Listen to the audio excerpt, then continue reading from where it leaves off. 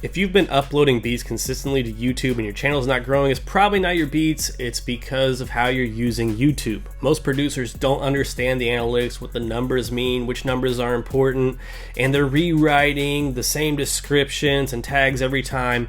In this video, I'm going to show you how to master YouTube specifically for type beat channels, everything from setting up your uploads the right way to reading your analytics like a blueprint for growth. And if you haven't watched my previous video about picking the right niche for you, make sure you check that out next because everything builds upon that. Let's start with upload defaults. Alright, so the first thing I want to talk about isn't something that's going to make or break your channel, but it is something that will save you a ton of time, and I'm all about saving time, taking away stuff that we don't need to be wasting time on so we can spend more time on the stuff that actually matters. So from anywhere in YouTube Studio, there's the settings button down here. We click that. We can go to upload defaults. And this will allow you to set a template basically for your title, description, your tags, in any advanced settings. And so as you can see for this channel, I have set it up as free Key Glock X Young Dolph type beat 2026. And then I have a spot here where I'll put my title between the quotations. Down here I have a spot to put my BeatStars link. I have my contact information, and then again I just have the beat name right here. I'll add the BPM and the key in those slots, and that saves me a ton of time. I don't have to come back every time and write all this out or copy and paste it from another document, find wherever that's at. It's already here in YouTube. I bring in my video, it has all the information. I just got to fill in those little things that change with each individual beat, and it's good to go. Same thing with tags here. Now, tags aren't super important. They do help a little bit with SEO, but YouTube has said that they don't really impact how many impressions you get by a whole lot. But, they're there. Might as well use them. So fill those up with all your relevant tags. And that's another thing that you don't have to redo every single time. On your type beat channel, you should be posting the same types of beats every time. So there's not a whole lot that needs to change here. And then there's some other things you can set here. There's not really a reason to mess with language because you're just posting beats. So leave comments on moderation to your liking, but you can save those settings and it's going to save you a ton of time. All right, but now let's get into the meat and potatoes of this. We're going to dive into the analytics and see how we can use them to help us make the best moves for our channel. Okay, so looking at this beat here, this is one that performed pretty well. It's got 9.3 thousand views right now, 283 hours watch time, and gained this channel 60 subscribers. Okay, so there's a lot of stuff to look at inside of YouTube Studio, and it can be very overwhelming. So I'm just going to point you in the direction of the things that I think are the most important that we can actually control. Can we control how many views a video gets? No. Can we control how many impressions the video gets? Not exactly. But we can do things to help drive these numbers up. Okay, so this first tab is cool to look at. For me personally, if I have a video that brings in subscribers, that's a success to me. So this video brought in 60 subscribers. This video is a winner in my book. How you define success may be different, but I would call this one a winner. Okay, let's look at reach. 75,000 impressions, that's a pretty good number, but there's no way we can really force YouTube to give us impressions. The way we get impressions is by proving that our video is something worth viewing. And how do we do that? Well, there's two metrics that we really want to pay attention to that we actually can control. And this first one is impressions click-through rate. So this is the percent of times that your video is selected whenever it is shown to anybody. So if your video pops up on the homepage, that's an impression. In search, that's another impression. In-screen elements, it could be in the side pane, it could be below the videos. Wherever it shows it to someone, if someone clicks on that, then it goes towards your click-through rate. And on the other hand, if they don't click it, it's bringing down your click-through rate. So the higher this number is, that means more people are deciding to actually click and view our video. Okay, so if we get a high percentage of people that are clicking the video, that's going to signal to YouTube that this video is something that interests the viewers, and it's probably going to get pushed out more. So getting 8% of 75,000 viewers is a lot better than getting 3 or 4% of those 75,000 impressions. So that's the first metric that really matters. Views is just a, compilation of the impressions and the click-through rate. You have to get the impressions for people to click, and then those people turn into views. The next thing is engagement. Okay, watch time hours. This is super important for the channel, but that's not really the metric you want to pay attention to. It's this average view duration. So on average, people are watching this beat for 1 minute and 49 seconds, which is really good for a tight beat. I try to shoot for 1 minute 30, depending on how long your beats are, depending on the niche. Your number may be higher or lower. I wouldn't be super concerned unless your average view duration is like under 30 seconds.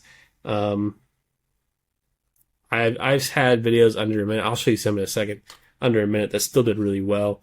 But if you're under that 30-second mark, there's definitely a problem with your intro. Maybe you have a long, boring intro to your beat. You need to cut that off so that you can do better. Even more important than this time metric here, well, I think it changes. The algorithm is always changing. Sometimes I think this average percentage viewed is more important. So they're watching over half of the video. That's a really good sign to YouTube as well. And then sometimes it really just comes down to how much they're viewing the video. So the longer the video is, obviously there's more potential for a higher average view duration. But say it's an hour-long video and they watched 5 minutes, that's a much lower percentage than if they watched 2 minutes of the 3-minute beat or 2 minutes of the 4-minute beat, right? So there's some sort of balance there. It's a very complex algorithm. It takes a lot of factors into play to decide if it's going to push the video or not. So we can't get it nailed down 100%, but these are things we can look to help us move the channel forward. Let's look at a couple other examples real quick. So this video right here is my best performing type beat video of all time. It's got 72.5 thousand views, brought in 377 subscribers. You see it's got over 800,000 impressions. Click-through rate is 6.4. That's pretty good. It's lower than that other video, but with the amount of impressions it's got, that number is naturally going to go down. A lot of times my videos will start at 20 to 30% click-through rate, but after a few days, it drops down to that 6% to 10% mark. So anywhere above 6% is pretty decent in my experience. Engagement, only an average view duration of 54 seconds, 31.9% of the video. So like I said, it's not as long as the other one, so in that sense it's not doing as good, but it didn't matter, right? This video has gotten way more views, way more watch time, and it's just because it got pushed by the algorithm. So what's the difference maker between these two? Well, it really probably comes down to the niche and how many people were looking for this type of beat at the time it was posted. So this one happened to be posted at a really good time for this niche. It got swept into the algorithm and it got pushed out like crazy.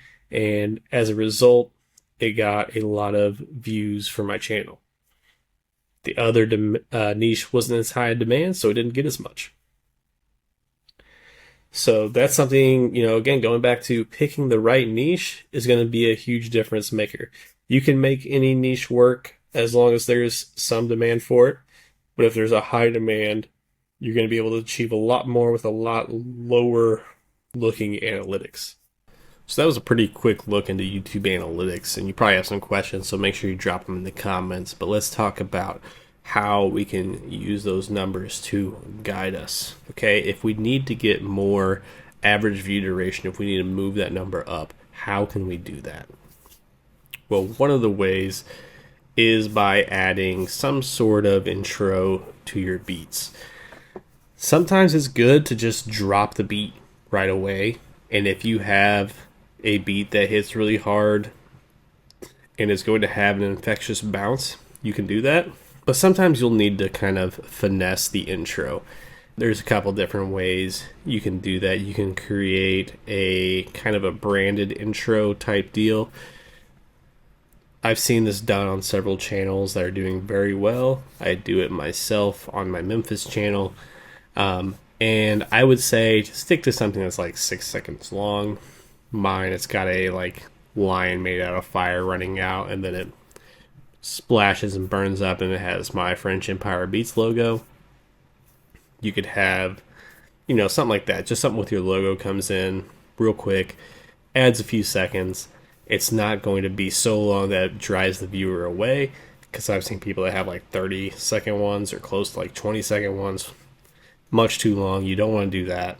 You could have a like movie quote intro where like you got your just instrumental playing, maybe no drums yet, and a movie quote's going, like a monologue type deal. There's different, hacks you can go about it like that. But the thing about doing that is, if your beat doesn't deliver after that intro, they're going to be gone. And they're going to be mad that they sat through that intro, and they're probably not going to click another one of your videos again. So unless you're sure your beats are, up to par, probably stick away from doing that. The other thing you don't want to do is make a super long, boring intro. Like if you have a basic melody playing for a long time, 30 seconds, it's too long. No one wants to sit through that. They're going to click off.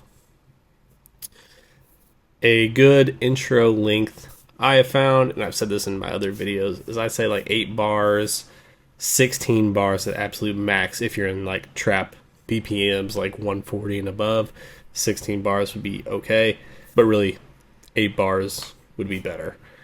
You don't want it to be super long because they'll lose interest, leave the video. Especially if the melody is not like super cool or interesting, they're gonna dip out a lot faster.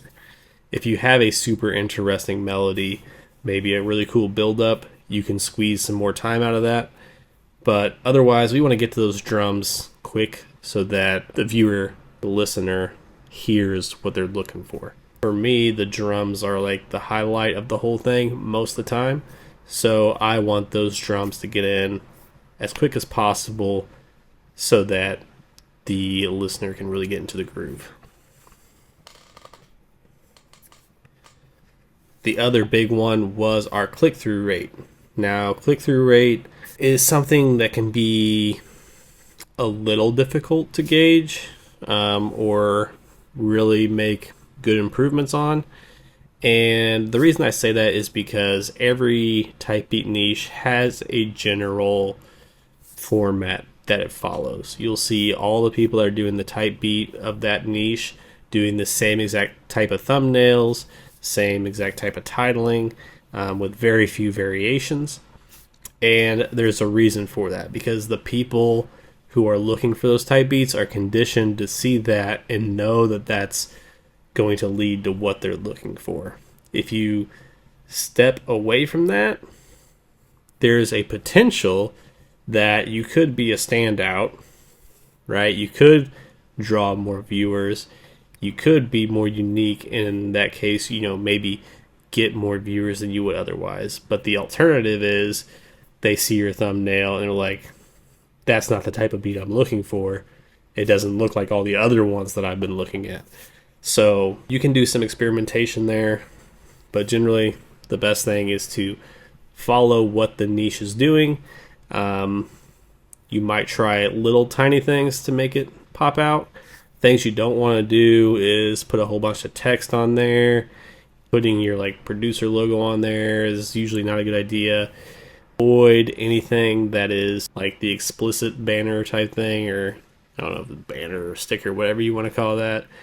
Those are things that will kind of drive down your impressions on YouTube. So just avoid those. Hopefully this was helpful. There's so much to look at inside of analytics. So if you have any questions, please feel free to ask. I've spent probably hundreds of hours at this point studying YouTube, not only for type beats, but for regular content as well. So let me know and I'll answer them to the best of my ability and point you in the right direction. Until next time, peace.